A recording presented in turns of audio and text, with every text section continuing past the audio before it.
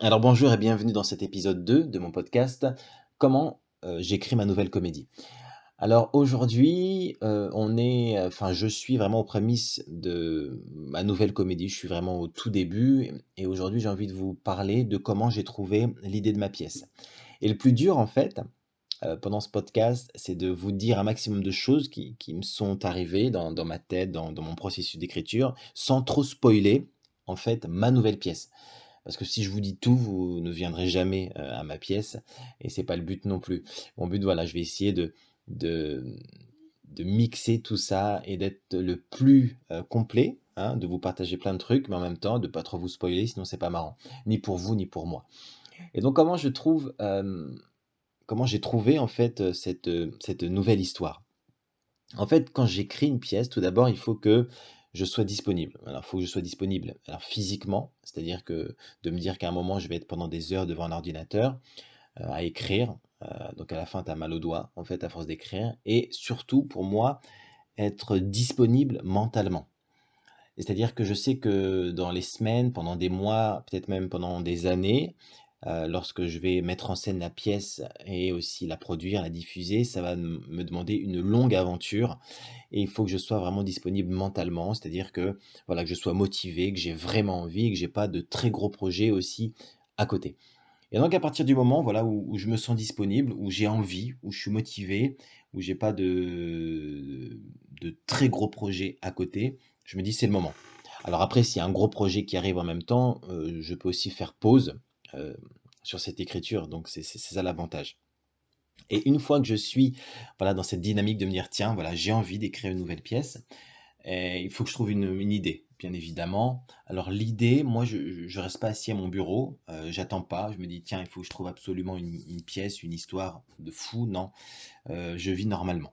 Voilà, je continue ma vie normalement, ma vie artistique, ma vie, personnelle, familiale, amicale et cetera et j'observe beaucoup, en fait. J'observe beaucoup les gens, j'observe les gens comment ils marchent, comment ils parlent, comment ils interagissent. Je regarde la télé, je regarde, des séries, voilà, je regarde des documentaires, enfin je regarde la vie et je vis normalement.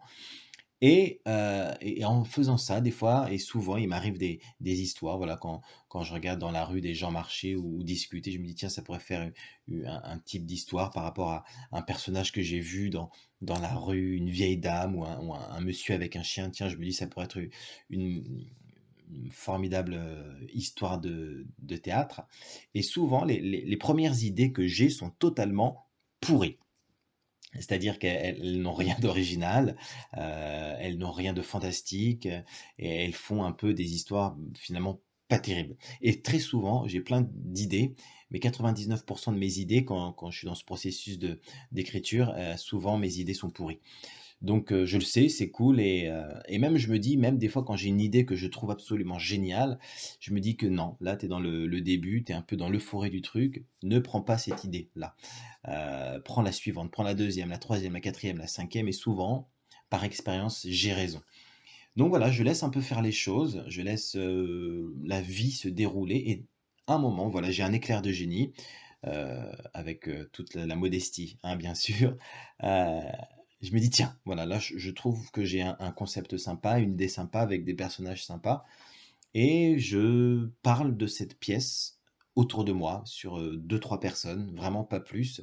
En général, c'est ma femme, qui n'est pas du tout du milieu artistique et heu,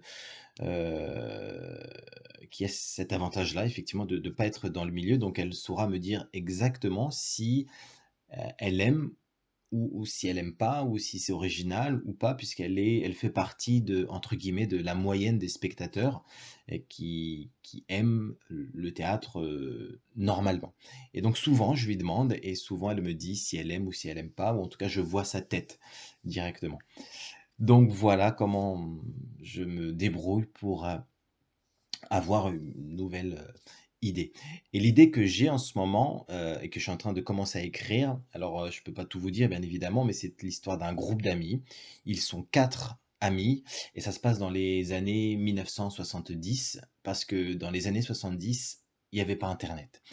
Voilà, et donc c'est tout ce que je peux vous dire sur ça pour l'instant. Alors je vais voir ce que je pourrais dire davantage, sur les suites, des épisodes. Je vous dis à très bientôt. Bye.